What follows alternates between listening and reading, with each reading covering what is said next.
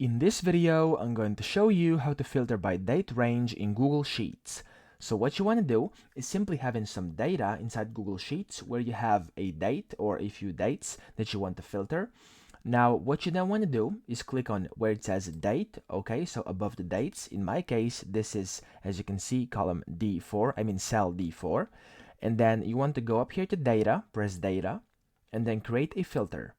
And now once you've done that, you want to go next to date, so to this filter next to date, and click on it. And then over here, click on filter by condition. And you want to click where it says none, scroll down to where it says is between, click on it, and then you have to enter in the value or formula you're looking in between. So we want to put in basically two dates. In my case, I'm going to put in this and then the 9th. There we go. And then if I press OK, as you can see, this has now been filtered and it's showing only results between these two dates, okay? And now if you want to remove this filter, so if you want to remove the date range, you simply want to click over here and then, you want to go up here to where it says data and click on remove filter. And there we go, the filter has now been removed, and I hope this video helped you out.